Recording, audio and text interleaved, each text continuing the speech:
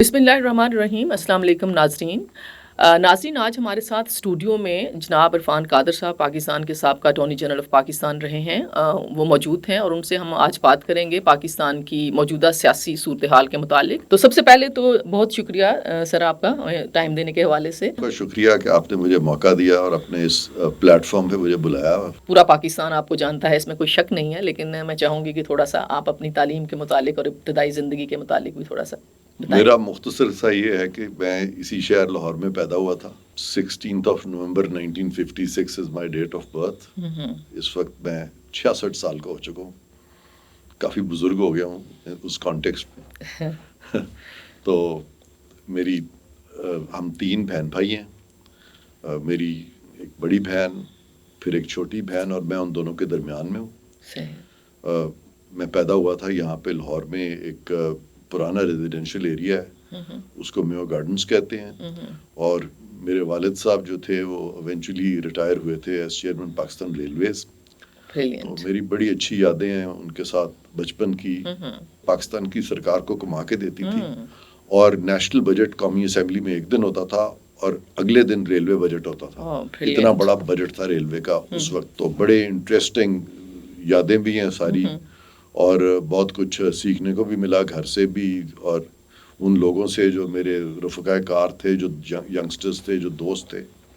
तो no regrets about my life. Sir, college life के मुतालिक बताएंगे? जी, मैं मुख्तसरन बताऊं कि मेरा शुरू में बिल्कुल पढ़ाई में दिल नहीं लगता था और मैं कुछ ज़्यादा इंटरेस्टेड भी नहीं होता था। तो मुझे वालिदैन ने शुरू में ही, एक उस्ताद आते थे पढ़ाने घर में, तो उन्होंने मुझ पे जब बड़ी मेहनत की तो वो गलती से उनकी एक्सपेक्टेशंस के अगेंस्ट मैं क्लास में फ़र्स्ट आ गया। तो वो शायद पहली और आखिरी दफ़ा थी कि मैंने फ़र्स्ट आना था। केमिस्ट्री तो इतनी पसंद नहीं थी, फ़िज़िक्स और मैथ्स मुझे बहुत पसंद था।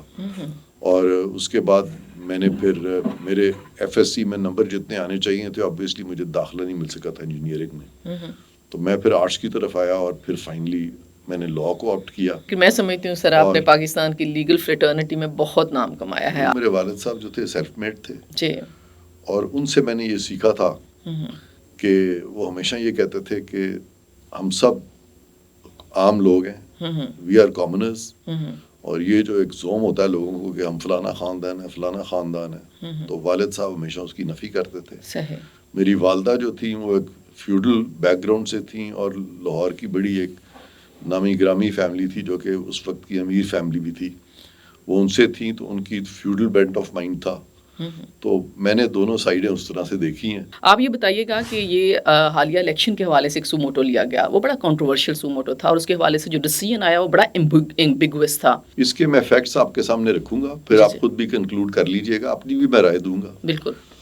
इसमें हुआ यह था कि एक जज साहब के सामने, सुप्रीम कोर्ट के बेंच के सामने, 2 जजेस के सामने एक केस आया और वो केस था पोस्टिंग्स और ट्रांसफर्स के बारे में। सीसीपीओ उस केस में सीसीपीओ का, उसमें उन्होंने गुफ्तगू के दौरान समाअत चीफ इलेक्शन कमिश्नर को बुला लिया और उनसे पूछना शुरू कर दिया कि आप इलेक्शन की डेट क्यों नहीं दे रहे, आप इलेक्शन कब कराएंगे। और उनसे इस तरह के सवाल किए और फिर उन्होंने वो मामला सारा चीफ जस्टिस साहब को भिजवा दिया कि आप एक इसको 184(3) में आप टेकअप करें और बेंच कॉन्स्टिट्यूट करें। सही। तो चीफ जस्टिस साहब ने उसके बाद एक बेंच कॉन्स्टिट्यूट किया और जिस तरीके से ये सारा कुछ हुआ, ख़ास तौर पे उनमें से एक जज साहब जो थे उनके बारे में इस तरह की एक ऑडियो लीक भी आ गई जिसमें कि वो जज साहब जो हैं वो उन लोगों के साथ गुफ्तगू कर रहे हैं जिनका इंटरेस्ट था उन पोस्टिंग्स और ट्रांसफर्स में। गालिबन परवेज़ इलाही साहब के साथ उनकी गुफ्तगू जो है वो लीक हुई थी। तो इस तनाज़र में चीफ जस्टिस का बेंच कॉन्स्टिट्यूट करना बिल्कुल दुरुस्त नहीं था, बल्कि नामुनासिब था। और उसमें उनको शामिल भी कर लेना। और ये जो बेंच बना था 9 जजेस का, उसमें से बहुत सारे जजेस जो थे वो इस चीज़ से एग्री नहीं किए थे और वो 4 जजेस थे जो एग्री नहीं किए थे कि सुमोटो के ऊपर। और उन्होंने इसी से आको सबाक में कहा था कि चीफ जस्टिस को कोई इख्तियार ही नहीं है कि वो इस तरह का कॉन्स्टिट्यूट करते, हमें जूरिसडिक्शन ही नहीं है। تو اس لیے یہ بہت ہی متنازع فیصلہ تھا، اور جس دن یہ فیصلہ آیا اس دن پاکستان کا جو اسٹاک ایکسچینج ہے اس کا انڈیکس بھی خاطر خواہ اس میں کمی واقع ہوئی تھی. 4 ججز نے کہہ دیا کہ وہ فیصلہ غلط ہے. اس کے بعد جو 3 ججز جنہوں نے فائنل فیصلہ دیا، تو ان ججز نے جو اس میں ریزننگ دی اس میں 3-4 پوائنٹس تھے. ایک انہوں نے ریلائی کیا سیکشن 57 الیکشن ایکٹ پہ 2017 کا. صحیح. تو سیکشن 57 الیکشن ایکٹ کا بات کرتا ہے کہ جی صدر پاکستان جو ہیں وہ ڈیٹ اناؤنس کریں گے الیکشنز کی. وہاں پہ الیکشن سے مراد ہے جب سارے پاکستان میں الیکشنز ہوتے ہیں، الیکشنز. اور 2017 کا جب قانون آیا تھا تو اس سے پہلے تقریباً 50 سال سے 40-50 سال سے پاکستان میں جتنے بھی الیکشن 73 کے آئین کے نیچے ہوئے ہیں وہ سارے کے سارے الیکشن اکٹھے ہوتے تھے، کیونکہ کانسٹیٹیوشن کی اسپرٹ یہ ہے کہ جب بھی الیکشنز ہوں تو صوبوں میں اور وفاق میں نگران سیٹ اپ ہونا چاہیے، کیئر ٹیکر سیٹ اپ ہونا چاہیے، تاکہ کسی قسم کو بھی وہ الیکشنز کو انفلوئنس نہ کیا جا سکے. تو وہ والی اسپرٹ تھی. لیکن چیف جسٹس صاحب نے اس کو منسوب کر دیا صوبائی اسمبلی کے الیکشن سے. صدر پاکستان ایک سیریمونیل آفس ہے اور صدر پاکستان کا نام یوز ہوتا ہے. میں تھوڑا سا ناظرین آپ کو بتاتی چلوں کہ 18ویں ترمیم کے بعد صدر کا آفس، جس طرح بھی عرفان قادر صاحب بھی بتا رہے تھے، وہ بالکل ایک اسی طرح آفس ہے جو true parliamentary spirit of democracy ہے. اس کے مطابق صدر صرف جو ہیں وہ ایک کورسپونڈنگ سچویشن میں ہوتے ہیں کہ انہوں نے صرف سائن کرنی ہوتی ہے لیجسلیشن جو کہ پارلیمنٹ سے یا پرائم منسٹر کی طرف سے ان کے پاس ایڈوائس آتی ہے. تو اس حوالے سے صدر کو اختیار دینا سپریم کورٹ کا یقینی طور پہ آئین سے ایک بالا چیز ہمیں نظر آتی ہے، اور سپریم کورٹ کے یقیناً فیصلے کے اوپر ہم کریٹیسائز کر سکتے ہیں کیونکہ یہ وہ فیصلہ ہے جس سے پاکستان کے ڈائریکٹلی عوام افیکٹ ہوئے ہیں. آپ نے یہ بالکل صحیح بات کی ہے کہ صدر کا جو منصب ہے اس میں یہ لکھا ہوا ہے کہ صدر اپنے فرائض منصبی میں وزیر اعظم کے مشورے کے پابند ہیں. بالکل. تو صدر کسی بھی اسٹیچوٹ کے نیچے کچھ بھی کرتے ہیں تو وہ پابند ہے وزیر اعظم کے مشورے ایڈوائس کے اوپر. یہ کانسٹیٹیوشنل پروویژن ہے. بالکل. اور وہ جو 57 ہے، اگر سارے ملک کے بھی الیکشنز ہیں اور اگر آپ نے اس کو لٹرل بھی اس کا مطلب لینا ہے جو سپریم کورٹ نے کوشش کی ہے لینے کی، تو وہ تابع ہے آرٹیکل 48(1) آف دا کانسٹیٹیوشن کے. تو صدر کو کوئی اختیار نہیں ہے کہ آن ہز اون وہ ایکٹ کر سکے. پچھلے جو پرائم منسٹر عمران خان صاحب، انہوں نے ایک سائفر کی سٹوری جو ہے اپنے جانے سے پہلے، جب عدم اعتماد جو تھی وہ ہاؤس کے اندر آ چکی ہوئی تھی اور اس کے اوپر ووٹنگ بعد میں ہوئی ہے، تو انہوں نے وہ لوگوں کو بتانا شروع کیا اور جلسوں میں بڑا ایک خط بھی دکھایا. تو وہ سائفر کی سٹوری جو ہے اس کے اوپر پھر ہم نے دیکھا کہ نیشنل سیکورٹی کمیٹی کی 2 میٹنگز جو ہیں وہ بھی ہوئیں. تو اس پرسپیکٹو میں ذرا آپ اس کے اوپر اپنی رائے دیجیے گا کہ یہ کیا سٹوری تھی اور اس قسم کی چیزوں سے پاکستان کے عوام کو کیوں الجھایا گیا؟ دیکھیں، سائفر کی جو حقیقت ہے نا وہ یہ تھی کہ اس کو بنیاد بنا کے تو انہوں نے ووٹنگ روک دی تھی قومی اسمبلی میں. بالکل. ڈپٹی اسپیکر نے، سوری صاحب نے ووٹنگ روک دی تھی سائبر کو بنیاد بنا کے 1 منٹ کی تقریر میں فواد چودھری کی. اسی وقت سپریم کورٹ کو وہ ساری چیز جو ہے ختم کرنی پڑی تھی. انہوں نے کہا تھا ووٹنگ بھی نہیں روک سکتے، اور ووٹنگ روکنے کے ساتھ انہوں نے اسمبلیاں جو ہیں وہ بھی تعلیل کر دی تھی. صحیح. تو سائبر کی یہ جو حقیقت ہے سائبر کی، وہ نہ تو سپریم کورٹ نے مانی نہ اداروں نے مانی، اور اس پہ فیصلہ بھی آ گیا، اور انہوں نے کہا کہ یہ جو تمام چیزیں ہوئی ہیں جس کے تحت کہ اسمبلیاں جو ہیں ٹوٹی ہیں اور ووٹنگ جو نو کانفیڈنس پہ روکی ہے، یہ پاکستان کے آئین سے نہ صرف کہ کھلواڑ ہے بلکہ ایک جج صاحب تو یہاں تک چلے گئے انہوں نے اور صحیح کہا، انہوں نے کہا یہ کانسٹیٹیوشن کے ساتھ فراڈ ہے. تو اس کے بعد میرا خیال ہے ہمیں سائبر میں زیادہ جانے کی ضرورت نہیں. وہ ٹول تھا اس چیز کا، وہ چاہ یہ رہے تھے کہ غیر آئینی طریقے سے پروسیڈنگز کو روک دیا جائے، غیر آئینی طریقے سے حکومت میں بیٹھے رہیں. صحیح. یعنی ان اے وے اگر بہت کروڈ لفظ ہے کہ غنڈا گردی سے بیٹھے. آڈیو لیکس میں بنیادی طور پہ بات کر رہی ہوں. آڈیو لیکس تو بہت ساری خیر ہم نے سنی، یہ میں سپریم کورٹ کے ججز کے پرسپیکٹو میں جس کا آپ نے بھی ذکر کیا وہ اس کے حوالے سے بات کر رہی ہوں. سر اس کے بعد سے جس طرح کے سپریم جوڈیشل کونسل میں ایک جج صاحب کے متعلق جو ہیں وہ کمپلینس بھی گئی ہیں اور میرا خیال ریفرنس بھی گیا ہے، اس کے بعد بھی ان کو بینچز میں بٹھانا لیکس کے بعد سے، آپ کیا کہیں گے کہ چیف جسٹس آف پاکستان کو کیا کرنا چاہیے؟ چیف جسٹس صاحب کو آڈیو لیکس کے بعد جو کرنا چاہیے تھا انہوں نے اس کے برعکس کیا. انہوں نے کہا کہ یہ آڈیو لیک ساری ہیں ججز کے خلاف، ہم نے بڑا ضبط کا مظاہرہ کیا ہے. یہ 2 دن پہلے کے سٹیٹمنٹ ہے. اور انہوں نے صاف طور پہ یہ امپریشن دیا کہ یہ تمام آڈیو لیکس جو ہیں یہ من گھڑت ہیں، اور یہ جو سپریم جوڈیشل کاؤنسل میں جو ان جج صاحب کے خلاف جو معاملے گئے ہوئے ہیں اس میں چیف جسٹس نے پہلے ہی اپنا مائنڈ دے دیا، اور اس طرح سے مائنڈ دینا یہ بھی مس کانڈکٹ کے زمرے میں آتا ہے کہ ایک شخص جو کہ چیئرمین ہے سپریم جوڈیشل کاؤنسل کا ایک ایسے ایشو پہ بات کر رہا ہے جو ایشو ابھی انہوں نے خود ہی ڈیسائیڈ کرنا ہے، تو اس پہ تو کامنٹ ان کو دینا ہی نہیں چاہیے تھا۔ اور دوسری بات یہ ہے کہ سپریم جوڈیشل کاؤنسل کی جو پروسیڈنگز ہیں غالباً سنا ہے شاید کوئی سٹارٹ ہونے لگی ہیں، تو شروع میں بھی جو اس میں اتنی دیر لگی تھی اس کی ضرورت نہیں تھی، اور خاص طور پہ کچھ ججز نے یا کچھ اس طرح کی آبزرویشنز آئیں کہ جی یہ ویڈیوز کو پروف کیسے کرنا ہے، آڈیوز کو پروف کیسے کرنا ہے، ویڈیوز آڈیوز کو ایسے ہی مان لیا جائے، اور جو بندہ کہتا ہے کہ یہ ویڈیوز آڈیوز آئی ہیں تو وہ پہلے وہ چیزیں ثابت کرے۔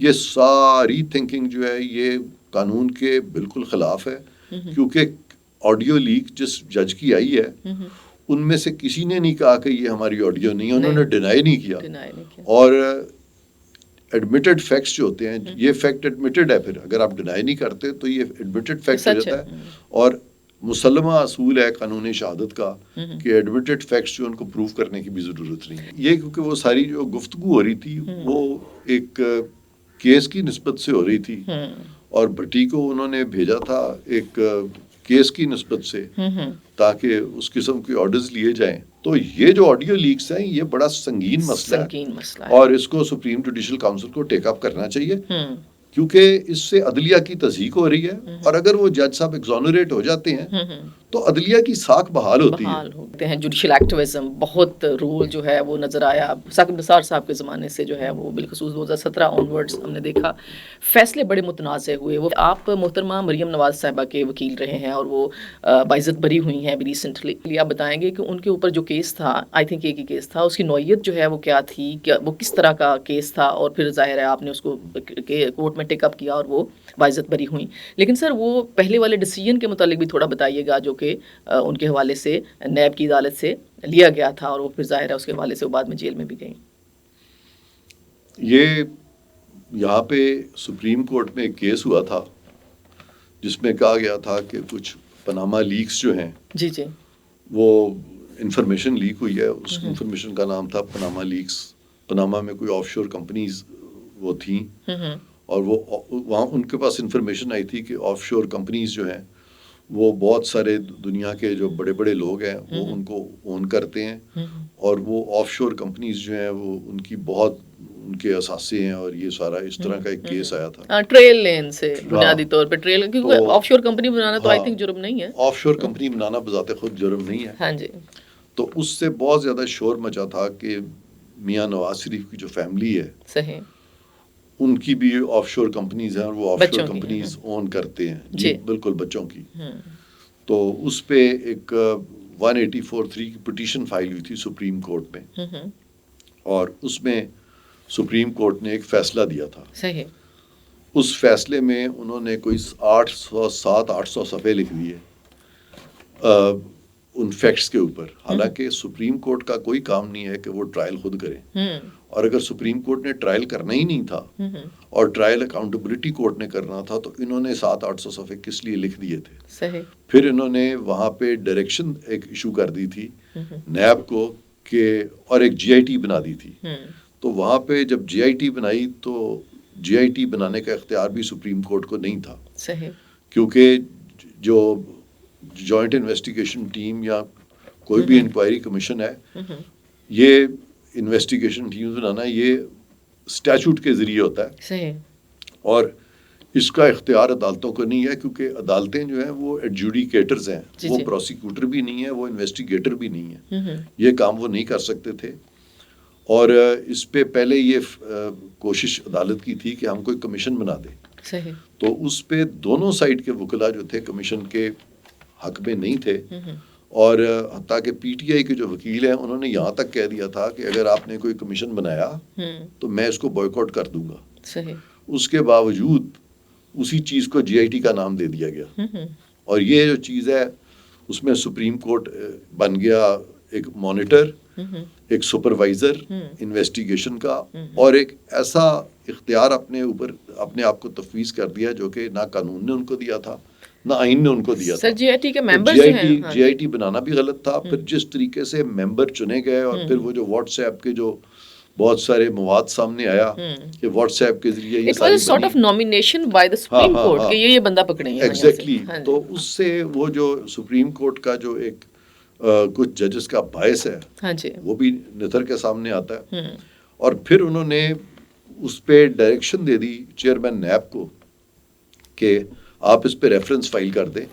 اور ریفرنس فائل کرنے کا آرڈر بھی سپریم کورٹ نہیں دے سکتی تھی, وہ بھی غلط تھا.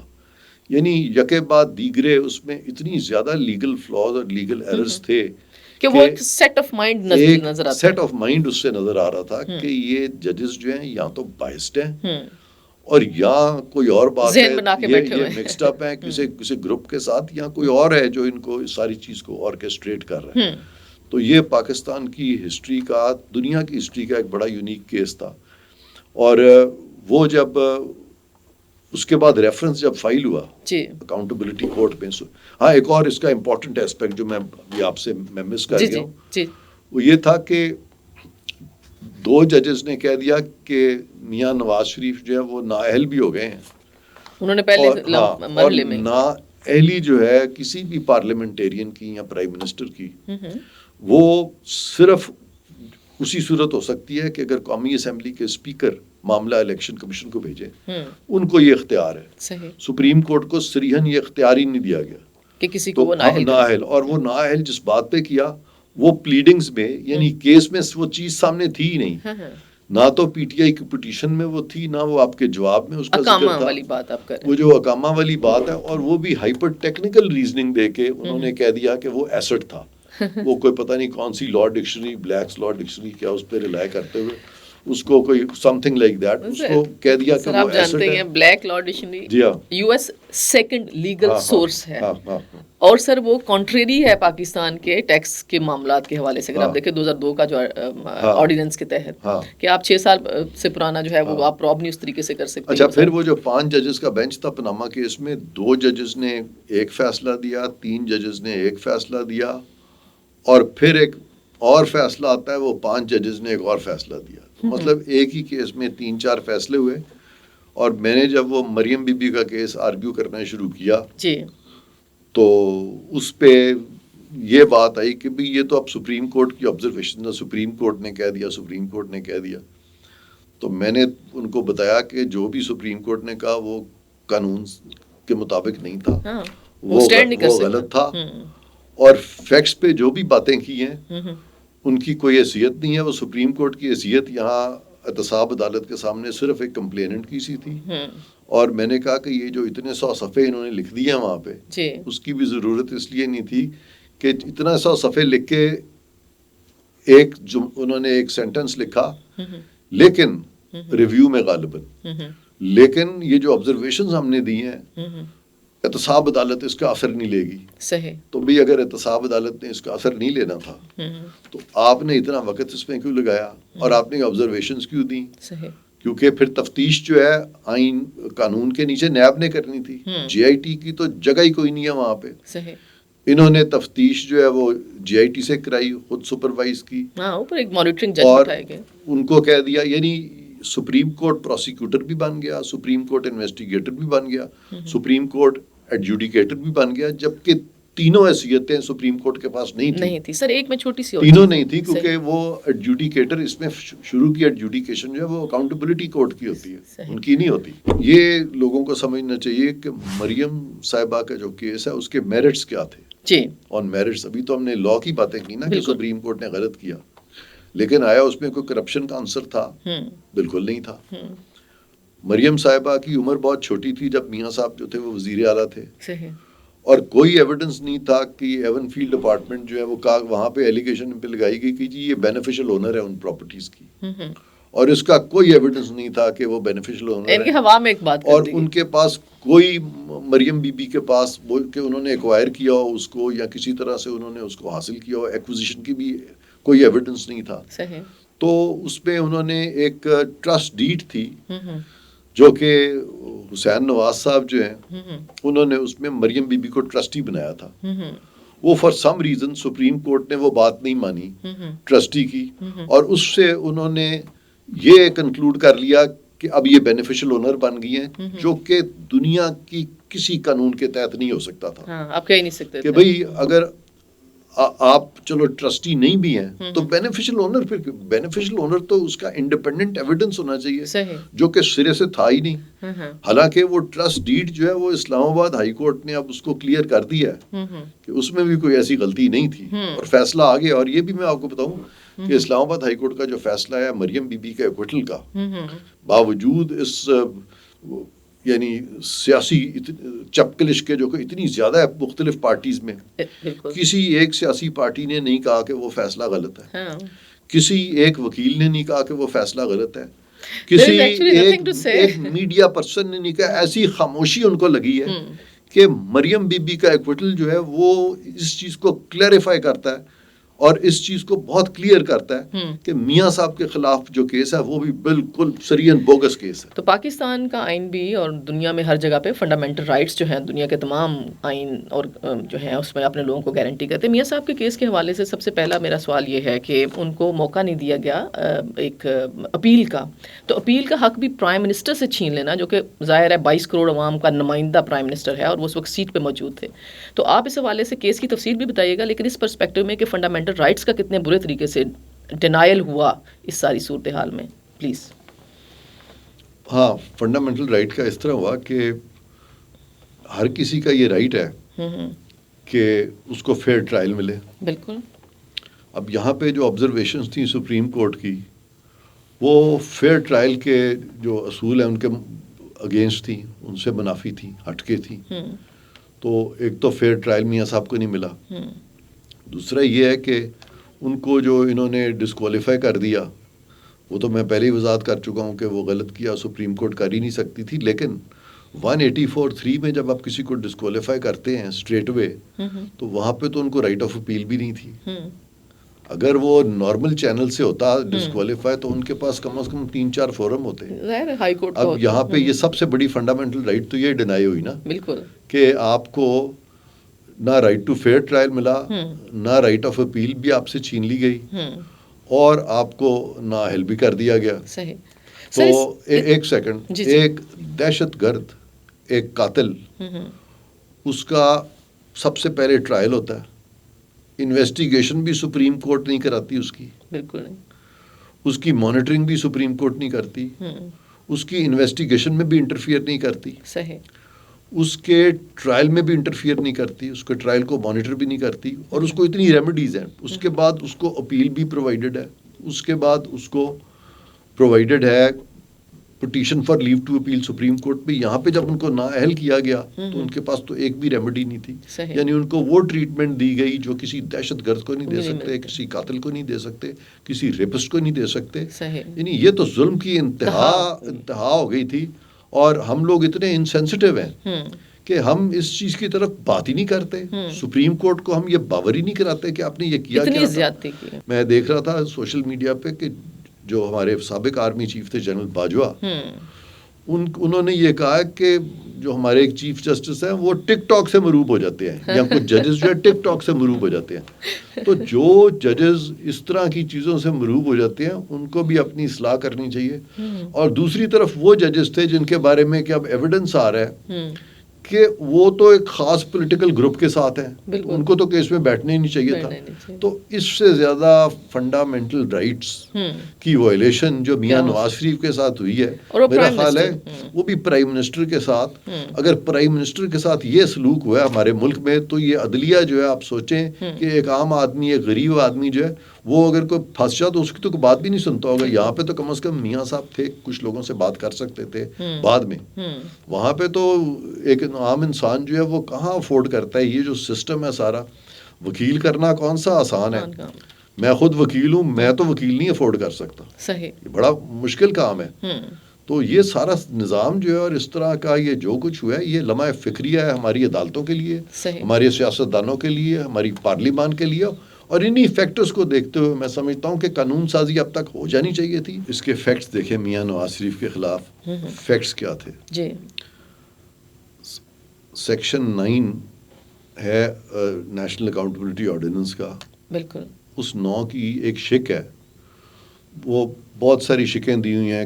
یہ غالباً شک 5 ہے جس میں ڈیفائن کیا گیا ہے کہ یہ جو چیز جو شک 5 میں دی ہے یہ بھی کرپشن ہوگی. اور یہ کیا چیز ہے کہ کوئی بھی شخص جو اثاثہ جات اون کرتا ہے, یعنی وہاں لفظ ہے if any person acquires or if holder of public office, لفظ holder of public office, holder of public office or any person acquires or possesses assets beyond his known sources of income, تو that constitutes corruption. صحیح, یہ وہاں لکھا ہوا ہے. ٹھیک. اب یہاں پہ سب سے جو پہلا انگریڈینٹ تھا وہ یہ تھا کہ استغاثہ یہ ایویڈنس لے کے آتا کہ یہ میاں صاحب نے یہ ایکوائر کیا اور یہ ایکوائر کیا ہے ان سورسز سے جو کہ میاں صاحب کے جو نون سورسز ہیں اس کے بیونڈ ہے. صحیح, ٹھیک ہے نا, ان ذرائع سے جو کہ میاں صاحب کے نون سورسز سے بیونڈ ہے. جی. تو اس کا تو کوئی ایویڈنس ہی نہیں وہ لا سکے. اب سوال یہ پیدا ہوتا ہے کہ یہ ایسٹس تھے کس کے, یعنی وہ کمپنیز جو تھیں وہ کون اون کرتا تھا, تو وہ میاں صاحب کے صاحبزادے ہیں. اور میاں صاحب کے صاحبزادے جو ہیں وہ تو چھوٹے تھے, بچے تھے, ان کے پاس اتنا پیسہ کہاں سے آ گیا. صحیح. تو ساری دنیا کو پتہ ہے کہ ان کے جو دادا تھے وہ اس ملک کے امیر ترین لوگوں میں تھے جب اپنی زندگی میں تھے. اور یہ جو سارا اتفاق گروپ کا جتنے بھی یہ جو پراپرٹیز ہیں, ان کے جو وینچرز ہیں, یہ سارے ان کی جو انڈسٹری لگی تھی, اس کے پیچھے میاں شریف تھے. اور میاں نواز شریف جب سیاست میں آ چکے تھے تو ان کا تو ان کمپنی سے تعلق ہی کوئی نہیں تھا. لیکن وہ ساری چیز نہیں. اور اگر میاں شریف کی یہ پراپرٹیز تھیں یا اس کی ایکسپلینیشن میاں شریف دے سکتے تھے, تو میاں شریف کو تو فوت ہوئی بھی ایک عرصہ گزر چکا تھا. جب یہ پاناما کیس آیا تو اس سے پہلے وہ فوت ہو چکے تھے. تو یہ پہلا کیس ہے جس میں کہ آپ نے ایک ایسا شخص جو کہ دنیا میں نہیں ہے, ایک ان کا آپ نے ٹرائل کر دیا. اور سر ایکسیپٹڈ بائی اور یہ ٹرائل میاں نواز شریف کا ہی نہیں ہوا بلکہ ان کے والد کا کر دیا. اور یہ بیسک اصول ہے کہ جو شخص فوت ہو گیا ہو اس کے خلاف فوجداری کیس تو کیا کوئی کیس بھی نہیں ہو سکتا. اور سر پھر وہ یہ کوئی ڈھکی چھپی بات نہیں تھی, وہ ظاہر ہے پورا پاکستان جانتا ہے کہ ان کا اتفاق فاؤنڈریز کتنا بڑا گروپ تھا اور وہ بلینئر فیملی پہلے سے تھی سیاست. ابھی آہستہ آہستہ چلتے ہیں. اب دیکھیں اس میں اب چونکہ یہ سارا کچھ فلو کرتا ہے میاں شریف کی طرف سے, تو میاں شریف کا کلین جو تھا وہ صرف میاں نواز شریف یا مریم بی بی پہ تو محیط نہیں تھا. اس میں تو ان کے اور بیٹے بھی ہیں, ان کی آگے اولادیں بھی ہیں, وہ سب اس میں آتے ہیں. پھر یہ کیسے سپریم کورٹ نے ڈیسائیڈ کیا اور اکاؤنٹیبلٹی کورٹ نے اور استغاثے نے اور نیب نے کہ یہ تو بس ہم نے صرف میاں نواز شریف کا نام دینا اور مریم بی بی کا نام دینا.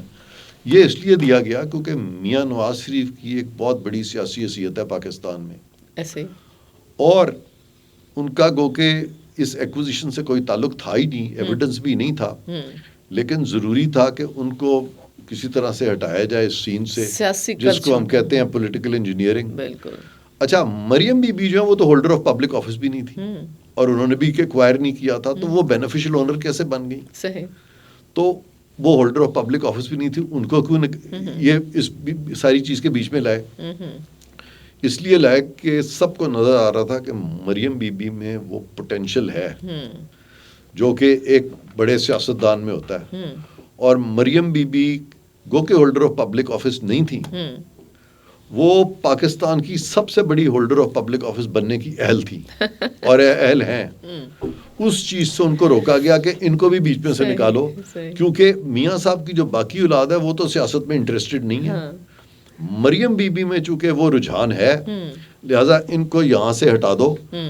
یہ بات میں نے صاف طور پہ یہ جب میں آرگیو کر رہا تھا اسلام آباد ہائی کورٹ میں, ہماری جو پٹیشن تھی اس میں میں نے کہا تھا کہ میں نے کہا مریم صاحبہ کو کیوں پھنسایا گیا کیونکہ ان میں کیپیسٹی تھی to become the highest holder of public office in the country.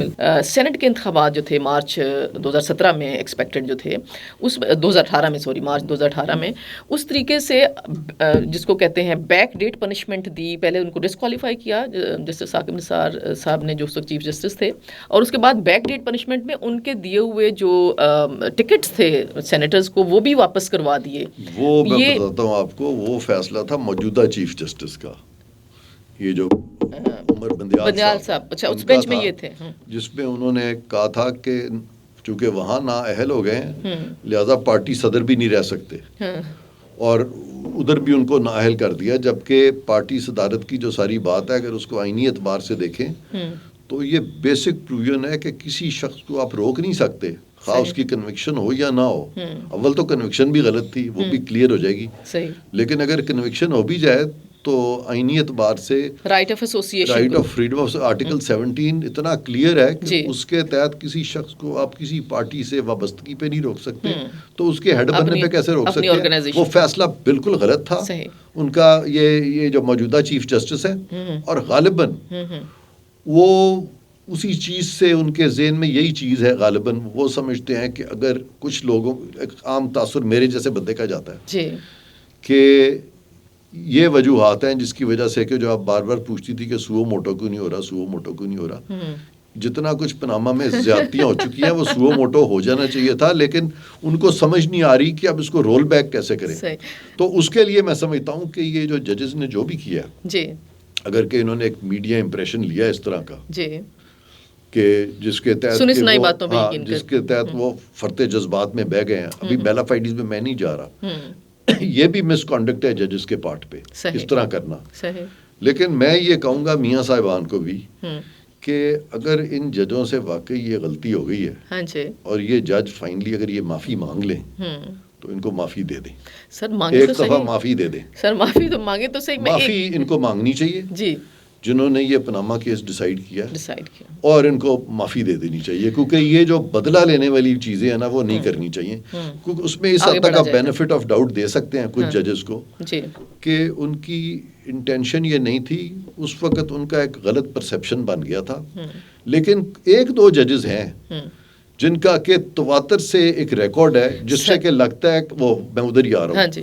اس طرح کے ججز جو ہیں ان کو آیا سزا دینی چاہیے کہ نہیں دینی چاہیے, اس کے لیے آپ بے شک کوئی وہ قانون سازی بھی ہے, قوانین بھی ہیں, اس کے تحت ان کے خلاف آپ پروسیڈ کر سکتے ہیں, کیونکہ انہوں نے جو کیا ہے وہ فوجداری کرمنل وائلیشن, کرائم جو ہے نا اس میں معافی نہیں ہو سکتی. قانون میں ایک پرنسپل ہے اسٹارے ڈیسائسس, اسٹارے ڈیسائسس پرنسپل کے تحت جو کہ ان ججز کو نہیں پتا, بہت ساروں کو افسوس ہے مجھے, یہ کاش کے پوری طرح سے اپنی کتابیں پڑھیں. اسٹارے ڈیسائسس کا پرنسپل یہ ہے کہ جب کوئی ججمنٹ آتی ہے کسی بھی عدالت کی وہ پروسپیکٹیولی اپلائی کرتی ہے, وہ ریٹروسپیکٹیولی اپلائی نہیں کرتی. اور دوسری بات یہ ہے کہ وہ اس لیے بھی وہ غلط تھا ریزن کہ جی وہ جو پہلے جن کو ٹکٹس دیے تھے کیونکہ جو موجودہ پارٹی ہیڈز تھے وہ بھی اس سے اختلاف نہیں کر رہے تھے. یہاں تو کوئی پارٹی کے اندر اختلاف ہونا کہ میاں نواز شریف ہیڈ نہیں ہے. اب آج میاں نواز شریف جو ہیں وہ پاکستان نہیں آ سکتے, ٹھیک ہے نا, فی الحال یا وہ خود نہیں آنا چاہتے, فی الحال ابھی آئے نہیں ہیں, جو بھی ہے. اصل میں دیکھا جائے تو میاں نواز شریف کا دل بہت بڑا ہے, وہ اگر آ جائیں اس طرح نا تو امبیرسمنٹ ان کو ہوگی, عدلیہ ان کو امبیرسمنٹ سے وہ بچا رہے ہیں, ان کو صرف امبیرسمنٹ سے بچا رہے ہیں, کیونکہ فیصلے ان کے غلط ہیں. میاں صاحب نے کوئی غلطی نہیں کی, کیونکہ نئے فیکٹس آ گئے ہیں سارے ہمارے سامنے, بالکل, جس میں کہ یہ پولیٹیکل انجینئرنگ کے جو آپ جو باتیں کر رہی ہیں, یہ جو آڈیو لیکس وغیرہ اس کے تناظر میں صحیح, اور اس میں فل کورٹ بیٹھے سپریم کورٹ کا, اور ان ججز کو مائنس کر دیا جائے, ان ججز کو مائنس کر دیا جائے جن کے خلاف ایلیگیشنز آ رہے ہیں, جو یا پہلے بینچ کا حصہ رہے ہیں, دودھ کا دودھ اور پانی کا پانی ہو جائے گا.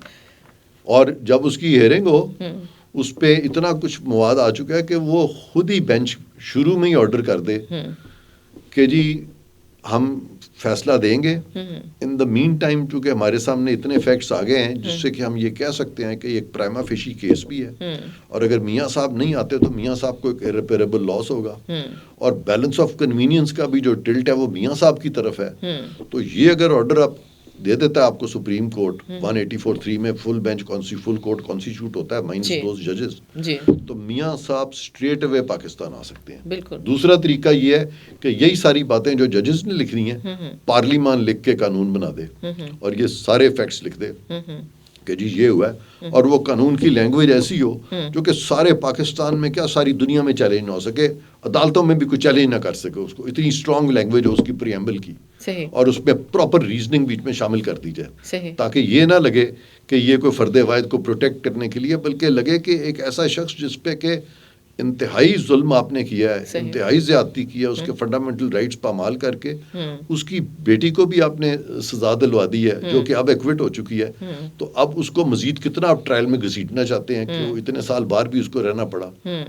تو قانون میں اگر طریقے سے اس کی ڈرافٹنگ کی جائے تو یہ ایک قانون سازی ہو سکتی ہے، اور یہ قانون سازی جو ہے یہ آپ 1 سے 2 ہفتوں میں آرام سے ہو سکتی ہے، اور اس وقت میجورٹی ان کے پاس ہے پارلیمان کی. بالکل، میرے خیال میں بہت اچھی تجویز ہے. اچھا سر، ایک اور بات پاکستان کی موجودہ سیاسی صورتحال پہ بڑی واضح ہمیں نظر آ رہی ہے، وہ یہ ہے کہ پاکستان تحریک انصاف آپ جانتے ہیں بڑی ایکٹیو پالیٹکس وہ کرنے کی کوشش کرتے ہیں اور کر رہے ہیں، ظاہر ہے. ان کے کیسز، تمام قسم کے کیسز، خواہ وہ عمران خان صاحب کے متعلق ہوں، خواہ ان کی سیاسی جماعت کو جو بھی وہ کیٹر کرنے کی کوشش کر رہے ہیں الیکشن کے معاملے میں اور سارا، سر وہ کچھ خاص ججز کے پاس لے جاتے ہیں، لاہور ہائی کورٹ میں چلے جاتے ہیں، اسلام آباد ہائی کورٹ میں چلے جاتے ہیں، ایون سپریم کورٹ میں چلے جاتے ہیں، تو فیصلے بھی ہم دیکھ رہے ہیں کہ اسی طرح کے ان کے حوالے سے آ رہے ہیں. تو کچھ اس طرح کا ایک ماحول نظر آتا ہے کہ شاید پی ٹی آئی ان ججز کے پیچھے چھپ جاتی ہے، بے شک وہ اپنے اوپینین میں اور اپنی ان کی سچویشن بڑی کمزور ہو ایون، اور یہ صورتحال بڑی ایمبیگوس بھی ہے، اور ایک عام پاکستانی اس کے اوپر بڑا کنفیوز بھی ہے اور پریشان بھی ہے کہ یہ کس قسم کے فیصلے جو ہیں وہ کرنٹ سچویشن میں نظر آ رہے ہیں. بالکل آپ نے صحیح کہا کہ سیاست دانوں کو سیاست کرتے ہوئے سیاست انڈیپینڈنٹلی کرنی چاہیے. اپنی سیاست کرنے کے لیے ان کو ججز کے پیچھے نہیں چھپنا چاہیے. لیکن یہاں پہ آپ دیکھیں کہ ان کے کیسز، ایک مخصوص سیاسی گروپ کے کیسز ایک مخصوص بینچ کے پاس، جن کو کہ ہم خیال بینچ کہا جاتا ہے، انہی کے پیچھے لگ رہے ہیں. صحیح. تو یہاں پہ نہ صرف کہ یہ جو پی ٹی آئی ہے یا ان کے جو لوگ ہیں جو کیسز ہو رہے ہیں، نہ صرف کہ یہ ججز کے پیچھے چھپ رہے ہیں، بلکہ لگ یہ رہا ہے کہ وہ ججز بھی ان کے پیچھے چھپ رہے ہیں، کیونکہ ان کی آڈیو لیکس آ گئی ہیں، کچھ ان کو ڈر ہے کہ ہم ایکسپوز نہ ہو جائیں، تو وہ چاہتے ہیں کہ آنے والے دنوں میں ایسا سیٹ اپ آئے جو کہ ان کی مرضی کے مطابق ہو، تاکہ ان کے بارے میں یہ کیسز کسی طرح سے بھی کھل نہ سکیں. کیونکہ انویسٹیگیشن کرنا اس طرح کے میٹرز کو وہ تو حکومت کا اختیار ہوتا ہے، اور اگر حکومت ان کی مرضی کی آئے گی تو ان کی جو بھی رانگ ڈوئنگز ہیں وہ چھپی رہیں گی. تو یہ جو ایک ٹرینڈ ہے کہ اب ججز جو ہیں وہ سیاسی پارٹیوں کے پیچھے چھپنا چاہ رہے ہیں، یہ بڑا خوفناک ہے پاکستان کے لیے. بالکل بالکل. اور میں سمجھتی ہوں کہ جس طرح بڑا زبردست طریقے سے آپ نے کہا کہ نہ صرف یہ کہ یہ ٹرینڈ خوفناک ہے، بلکہ یہ پاکستان کے آئندہ آنے والے دنوں میں کسی لحاظ سے بھی کوئی اچھی خبر اس کی وجہ سے نہیں آ سکتی، کیونکہ ان ساری چیزوں نے ہی پچھلے سال 1.5 سال کے اندر جو پاکستان کے اندر ایک بہت بڑا عدم استحکام کریٹ کیا ہے، اس نے پاکستان کی اکانومی کے اوپر بھی بہت بڑے برے اثرات ڈالے ہیں. وہ اکانومی جو خان صاحب کے زمانے میں آلریڈی میں سمجھتی ہوں کہ کھائی کی طرف لڑکتی ہوئی ہمیں نظر آ رہی تھی، اس سے مزید یہ چیزیں جو ہیں وہ ڈسٹرب ہوئی ہیں. ناظرین، آج کی گفتگو جو ہے وہ آپ نے سنی، اور عرفان قادر صاحب نے پاکستان کے متعلق، پاکستان کے عدالتی نظام کے متعلق بڑے انتہائی شاندار طریقے سے اپنے خیالات کا اظہار کیا، اور ہمیں بہت اچھے طریقے سے گائیڈ کیا. اجازت چاہتے ہیں آپ سے. خدا حافظ.